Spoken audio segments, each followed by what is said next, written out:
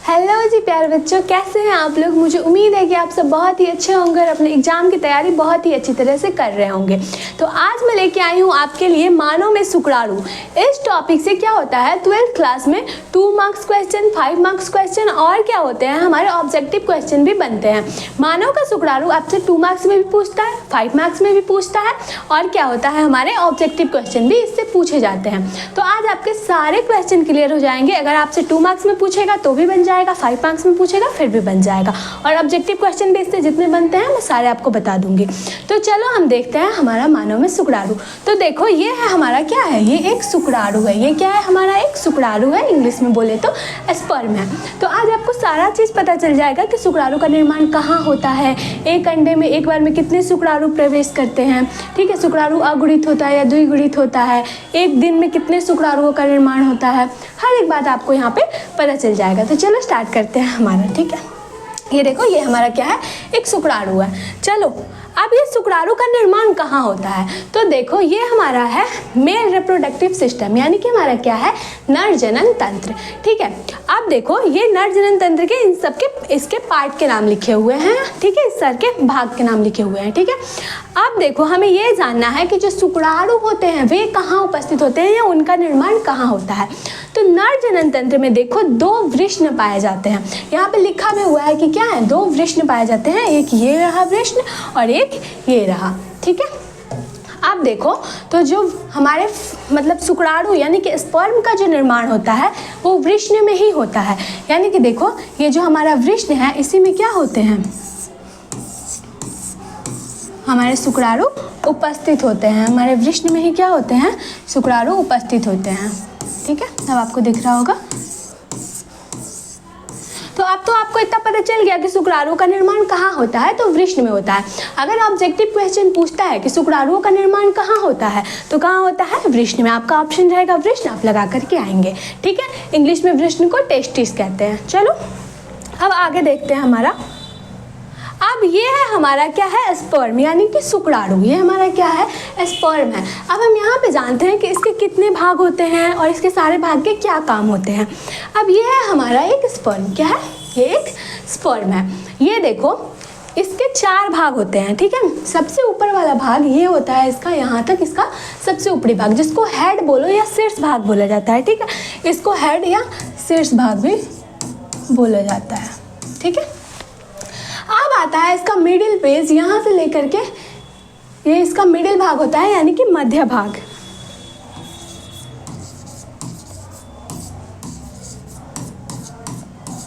ठीक है। और ये नीचे वाला टैल यानी कि पूंछ होता है इसका।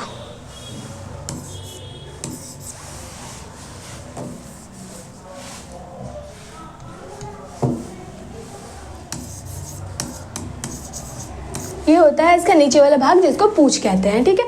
और यहाँ पे देखो अब क्या होता है, एक मध्य भाग और शीर्ष के बीच में यानी कि हेड और मिडिल पेज के बीच में एक बहुत ही छोटा सा क्षेत्र होता है, वो होता है नेक यानी कि ग्रीवा। उसको ग्रीवा कहा जाता है, ठीक है। ये जो नेक है इसको ग्रीवा कहा जाता है, ठीक है। तो अब ये हो गए शुक्राणु के 4 भाग, ठीक है। सबसे ऊपरी भाग को शीर्ष, मध्य, फिर मध्य और मतलब शीर्ष के बीच में एक होता है ग्रीवा, फिर उसके बाद आता है मध्य भाग और नीचे होता है हमारा पूंछ। अब देखो इन सब में क्या होता है, तो देखो शुक्राणु के जो ऊपर में सबसे ऊपर में ये एक टोपी की जैसे संरचना होती है, ठीक है। उसको हम कहते हैं एक्रोसोम। इसको क्या कहते हैं, एक्रोसोम बोलो। उसको हिंदी में कहा जाता है अग्रपिंडक। एक्रोसोम को क्या कहते हैं, मैं यहाँ पे लिख देती हूँ आपके, एक्रोसोम को हिंदी में कहते हैं अग्रपिंडक, ठीक है। और इसका जो निर्माण होता है, ये एक्रोसोम यानी कि अग्रपिंडक का जो निर्माण होता है वो गोल्जी बॉडी के द्वारा होता है। गोल्जी बॉडी यानी कि हिंदी में उसको गोल्जी काय कहते हैं। गोल्जी काय से अग्रपिंडक का निर्माण होता है। ये क्वेश्चन भी आपसे ऑब्जेक्टिव में पूछता है कि शुक्राणु के अग्रपिंडक या एक्रोसोम का निर्माण किससे होता है, तो हमारे गोल्जी काय से। देखो इंग्लिश नाम याद रखना बहुत इंपॉर्टेंट होता है, क्योंकि ये बिहार बोर्ड है, ये आपसे अग्रपिंडक नहीं भी लिखेगा तो एक्रोसोम को ऐसे लिख देगा, ठीक है। तो आपको ये भी याद रखना बहुत ज़रूरी है। तो देखो और इसमें क्या होता है, यहाँ पे एक केंद्रक पाया जाता है, न्यूक्लियस यानी कि क्या होता है, हमारा केंद्रक पाया जाता है, ठीक है। और इसके अंदर कुछ एंजाइम भरे रहते हैं, ठीक। ठीक है, जिसको हाइलोरोनिडेज एंजाइम कहते हैं, जो कि आगे मैंने लिखा है, आपको मिल जाएगा देखने को, ठीक है। और ये बीच में जो होता है ये होता है इसका केंद्रक, ठीक है। अब देखो ग्रीवा बहुत ही छोटा भाग होता है, इसमें कुछ नहीं पाया जाता है। फिर आता है हमारा क्या, मध्य भाग, यानी कि हमारा मिडिल पेज। इसमें क्या पाया जाता है, इसमें बहुत सारे माइटोकॉन्ड्रिया उपस्थित होते हैं। ये जो आपको दिखाई दे रहा है ये सारे, ये सब क्या है, माइटोकॉन्ड्रिया है। यहाँ पे लिखा भी हुआ है कि ये सब क्या है, माइटोकॉन्ड्रिया है, ठीक है। अब इनका काम क्या होता है, अब देखो शुक्राणु के मध्य भाग में माइटोकॉन्ड्रिया क्यों पाया जाता है, इसका काम क्या होता है। तो देखो माइटोकॉन्ड्रिया जो है वो क्या करता है, वो शुक्राणु को गति करने के लिए ऊर्जा देता है। अब देखो ये जो हमारा शुक्राणु है ये गति करता है, तभी तो क्या होता है, हमारे अंडे के पास पहुंचता है। गति करते हुए तो अंडों के पास पहुंचता है। तो जो ये गति करता है उसके लिए उसको ऊर्जा कहाँ से मिलती है, तो माइटोकॉन्ड्रिया से, ठीक है। अब ये भी पूछता है कि शुक्राणु में माइटोकॉन्ड्रिया का क्या काम होता है, तो ये क्या करता है, शुक्राणु को गति करने के लिए ऊर्जा देता है, ठीक है। अब आया हमारे नीचे का भाग यानी कि पूंछ। देखो इसका कुछ काम नहीं होता है, इसका बस इतना काम होता है कि ये गतिशील बनाता है। अब देखो इसके वजह से ही शुक्राणु गति करता है। आपने ये देखा कि शुक्राणु को गति के लिए ऊर्जा जो देता है वो माइटोकॉन्ड्रिया देता है, लेकिन ये गति करता किससे है, तो शुक्राणु मतलब क्या, पूंछ से। ये पूंछ से ही क्या करते हैं, गति करते हैं, ठीक है। पूंछ से ही क्या करता है, गति करता है।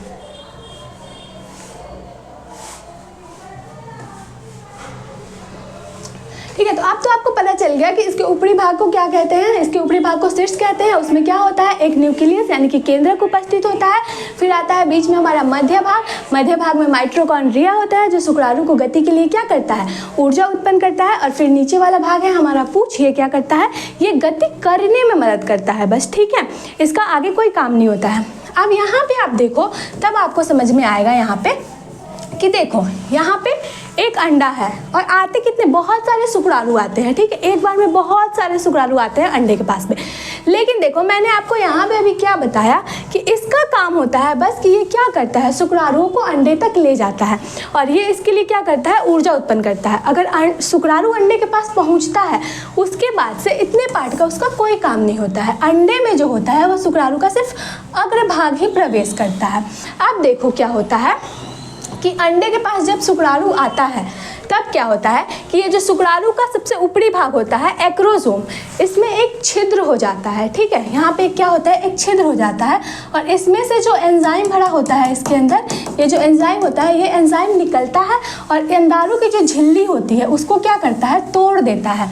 और उसके बाद से क्या होता है कि जो हमारा इसमें केंद्रक होता है वो अंडे में प्रवेश कर जाता है। उसके बाद क्या होगा, हमारा अंडे का केंद्रक मिल करके और हमारे स्पर्म का केंद्रक मिल करके एक युग्मनज बनाते हैं, ठीक है। अब देखो तो युग्मनज बनाते हैं और क्या होता है, फर्टिलाइजेशन की क्रिया पूरी होती है। अब देखो आपको ये समझ में आया, इतना तो आपको समझ में आ गया होगा कि शुक्राणु अंडे के पास कैसे जाता है।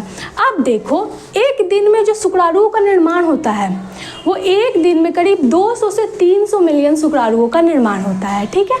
एक दिन में कितने, 200 से 300 मिलियन शुक्राणु का निर्माण होता है। हमारे क्या होता है, एक दिन में 200 से 300 मिलियन शुक्राणु का निर्माण होता है। और शुक्राणु क्या होते हैं, अगुणित होते हैं। शुक्राणु जो होते हैं ये अगुणित होते हैं, अगुणित होते हैं। देखो क्या होता है, अगर आपसे क्वेश्चन पूछता है कि शुक्राणु कैसे होते हैं तो अगुणित होते हैं, या ये पूछे कि नर युग्मक कैसा होता है तो अगुणित, या मादा युग्मक को भी पूछे कि मादा युग्मक कैसा होता है तो वो भी अगुणित होता है। अब यहाँ पे आप देखो कि क्या होता है, ये अगुणित अंडा भी अगुणित होता है और ये भी हमारा क्या होता है, अगुणित होता है, ठीक है। अब ये अगुणित मिलते हैं फिर जाके मतलब कि क्या 23 क्रोमोजोम और 23 क्रोमोजोम मिलते हैं। उसके बाद से क्या होता है कि जो बच्चा बनता है यानी कि जो भ्रूण बनता है उसमें 46 क्रोमोजोम आते हैं, ठीक है। अब आपको समझ में तो आ गया होगा कि अंडा कैसे जाता है हमारे शुक्राणु के पास, एक दिन में कितने शुक्राणु बनते हैं, तो 200 से 300 मिलियन शुक्राणु बनते हैं। और ये देखो नीचे जब संभोग की क्रिया होती है, ठीक है, तब क्या होता है कि बहुत सारे शुक्राणु, एक बार में बहुत सारे जो शुक्राणु होते हैं वो क्या होते हैं, स्त्री के योनि में आते हैं, मतलब स्त्री के हमारा जनन तंत्र में आते हैं। लेकिन क्या होता है कि उनको बहुत दूर जाना पड़ता है। यानी कि देखो हमारा जनन तंत्र जो होता है, पहले वो योनि में आते हैं, फिर ग्रीवा के पास जाते हैं, फिर गर्भाशय, फिर वो फैलोपियन ट्यूब के पास पहुंचते हैं जहाँ की अंडा क्या होता है, उपस्थित होता है। तो इतने देरी में क्या होते हैं, बहुत सारे स्पर्म क्या हो जाते हैं, इधर ही रह जाते हैं। बहुत सारे स्पर्म नहीं पहुँच पाते हैं हमारे फैलोपियन ट्यूब के पास, यानी कि अंडे के पास। तो उसमें से 200 से 300 ही अंडाणु, 200 से 300 ही शुक्राणु हमारे क्या होते हैं, अंडे के पास पहुंचते हैं।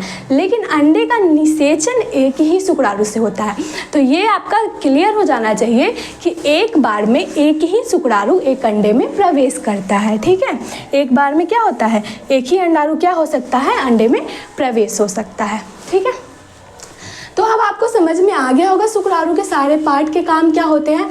अब देखो अगर 5 मार्क्स में पूछता है तो इसको आप कैसे लिख करके आएंगे वो मैं आपको समझाती हूँ। ठीक है, तो देखो ये है हमारा शुक्राणु की संरचना। यानी कि देखो प्रत्येक शुक्राणु के निम्न भाग होते हैं। आपने सारे भाग के काम वहाँ पे जान लिया। ठीक है, अब यहाँ पे आप लैंग्वेज में कैसे लिखेंगे उस चीज़ को देख लीजिए। तो सबसे पहले हमारा क्या होता है, सबसे ऊपरी भाग होता है उसका हमारा क्या होता है, शीर्ष भाग, यानी कि उसको हेड बोलते हैं। हमारा क्या होता है, शीर्ष भाग, उसको हेड। फिर दूसरा होता है हमारा ग्रीवा यानी कि नेक। फिर बीच में होता है हमारा मध्य भाग और यहाँ में लास्ट में क्या होता है, पूंछ होता है। अब देखो शीर्ष भाग जो है ये क्या है, शुक्राणु का सबसे ऊपरी भाग है। आपने देखा इसमें क्या होता है, एक बड़ा एवं अगुणित केंद्रक पाया जाता है। आपने यहाँ पे देख लिया कि क्या है, ये शुक्राणु का जो शीर्ष है ये सबसे ऊपरी भाग होता है। इसमें क्या होता है, एक केंद्रक पाया जाता है। ठीक है, और वो केंद्रक कैसा होता है, अगुणित होता है। अब आओ आगे देखते हैं कि क्या होता है। हमारा शुक्राणु के अग्रभाग में एक टोपी के समान संरचना होती है जिसको हम क्या कहते हैं, अग्रपिंडक या एक्रोसोम कहते हैं। वो भी आपने देखा। और एक्रोसोम का जो निर्माण होता है वो किसके द्वारा होता है, हमारे गोल्जी बॉडी के द्वारा होता है। और इसमें क्या होता है, एक हाइलोरोनिडेज एंजाइम पाया जाता है जो कि क्या होता है, हमारा निषेचन के समय अंडाणु की झिल्ली को गला देता है। ठीक है, यहाँ पे आपने देख लिया इसके काम, यहाँ पे मैंने आपको समझा भी दिया। अब आ जाओ हमारा आगे, जो कि इसके बचे हुए भाग है, इसके बचे हुए भाग हमारे ग्रीवा। ये क्या होता है, ये शुक्राणु के शीर्ष और मध्य भाग के बीच एक छोटा सा भाग होता है जो कि छोटा और संग्रह भाग होता है, जो कि क्या होता है, और इसमें 2 तारक केंद्र उपस्थित होते हैं। ये देख लो यहाँ पे जो ये ग्रीवा है ना, इसमें 2 तारक केंद्र उपस्थित होते हैं। 2 क्या होते हैं, तारक केंद्र उपस्थित होते हैं। और ये दोनों तारक केंद्र एक दूसरे के समकोण में उपस्थित होते हैं, यानी कि आमने सामने उपस्थित होते हैं। ठीक है, अब क्या होता है, दोनों क्या होते हैं, एक दूसरे के समकोण उपस्थित होते हैं। फिर लास्ट आता है हमारा, थर्ड आता है कि क्या आता है हमारा मध्य भाग। मध्य भाग में क्या होता है, माइटोकॉन्ड्रिया पाया जाता है जो शुक्राणु को गति करने के लिए क्या करता है, ऊर्जा देता है। अब ये जो ऊर्जा देता है वो किस रूप में देता है, तो ऊर्जा हमारा एटीपी के रूप में देता है, यानी कि एडिनोसिन ट्राइफॉस्फेट के रूप में ऊर्जा देता है। लास्ट वाला भाग यानी कि हमारा पूंछ, यह मध्य खंड के नीचे स्थित होता है, जो कि क्या करता है, इसका कोई काम नहीं होता है, यह शुक्राणु को गतिशील बनाता है। यानी कि ये बस क्या करता है, शुक्राणुओं को अंडे तक ले जाने में मदद करता है, बस। उसके बाद से इसका यहाँ से कोई काम नहीं होता है, ये बस अंडे तक पहुँचाने के लिए मदद करता है। बस हो गया हमारा, आपने इसके सारे भाग के बारे में जान लिया। अब देखो अगर आपसे सिर्फ 2 नंबर में ये क्वेश्चन पूछता है तो आप क्या करेंगे कि शुक्राणु का नामांकित चित्र बनाएं। तो आप क्या करेंगे, ये चित्र बना के आएंगे और इसके सारे पार्ट के नाम लिख के आएंगे, आपको 2 मार्क्स मिल जाएंगे। लेकिन अगर ये 5 मार्क्स में पूछता है तो क्या करना है, अगर 5 मार्क्स में पूछता है तो देख लो आपको इसके पहले चित्र बनाना है, फिर सबके नाम भी लिखने हैं और उसके बाद इन चारों के बारे में भी आपको लिख करके आना है। तब जाके क्या होगा, आपको 5 मार्क्स मिलेगा। और इससे जो ऑब्जेक्टिव क्वेश्चन बनते हैं वो भी मैंने आपको बता दिया। अब चलो, अब कुछ नहीं है हमारा आगे, बस थैंक्स फॉर वॉचिंग, देखने के लिए धन्यवाद। अब चलो मिलेंगे नेक्स्ट क्लास में। आपको ये क्लास कैसा लगा आप बताना ज़रूर। चलो मिलते हैं अगले क्लास में।